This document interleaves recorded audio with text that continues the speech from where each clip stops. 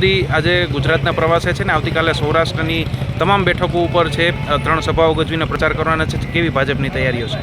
ભાજપની જોરદાર તૈયારી ચાલી રહી છે. સાથે સાથ લોકસભાના ઉમેદવારોએ પોતાના જનસંપર્ક કાર્યક્રમ પૂરા કર્યા છે. ગ્રામીણ ક્ષેત્ર હોય કે શહેરી મત ક્ષેત્ર હોય, મોટાભાગના 3 થી 4 રાઉન્ડના તેમના પ્રવાસ કાર્યક્રમો પૂર્ણ થયા છે. આજે પ્રજાના તમામ વર્ગો નરેન્દ્રભાઈ મોદી જ્યારે સૌરાષ્ટ્રની મુલાકાતે આવી રહ્યા છે ત્યારે એમને એક અદમ્ય ઉત્સાહ સાથે, એક ઉમળકા સાથે, એક આવકાર સાથે એમને સ્વાગત કરવા માટે પ્રજા તલસી રહી છે. એક ઉત્સુકતા છે પ્રજાના હૃદયમાં કે અમારા નરેન્દ્રભાઈ, આજે સમગ્ર વિશ્વ નરેન્દ્રભાઈને એક સન્માનની દ્રષ્ટિએ જોવે છે. સમગ્ર વિશ્વની પ્રજાની એક અપેક્ષા છે, એક આશા છે નરેન્દ્ર મોદી કે જે ભવિષ્યમાં ભારત વિશ્વગુરુ બને અને સમગ્ર વિશ્વને શાંતિ અને સુખાકારીનું માર્ગદર્શન આપે, નેતૃત્વ આપે. આવા નરેન્દ્રભાઈ જ્યારે ગુજરાતના પ્રવાસે આવતા હોય, એમાં સૌરાષ્ટ્રના પ્રવાસે આવે ત્યારે મોસાળે જમણ અને મા પીરસનારી જેવી વાત થાય. સૌરાષ્ટ્રને એમણે શું નથી આપ્યું? સૌથી પહેલી ગુજરાતની એમ્સ એ એમણે રાજકોટને આપી, સૌરાષ્ટ્રને આપી. રાજકોટને સૌથી મોટું ઇન્ટરનેશનલ એરપોર્ટ આપ્યું.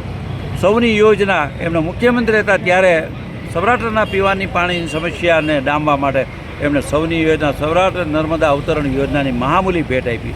ભગીરથ બની નર્મદા બંધનું કામ પૂર્ણ કર્યું. આવા નરેન્દ્રભાઈ આજે રાજકોટને ક્યાંય આપવામાં કસર ન છોડી. આપણે રાજકોટનો હાજી બ્રિજ જોઈએ તો આજે થેન્ક્સ ટુ નરેન્દ્રભાઈ મોદી રાજકોટમાં દુષ્કાળના વર્ષો હોય, હાજી ડેમ ક્યારેક અપૂર્ણ રહ્યો હોય, ભરાણો ન હોય, વર્ષમાં 2 વાર સૌની યોજના મારફત એ ડેમને ભરવામાં આવે છે.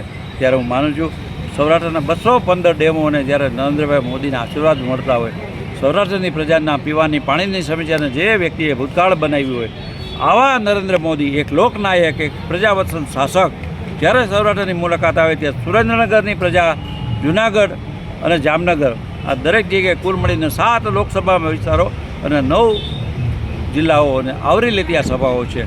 સૌરાષ્ટ્રની પ્રજા એમને આવકારવા માટે, એમને સ્વાગત કરવા માટે તલસી રહી છે.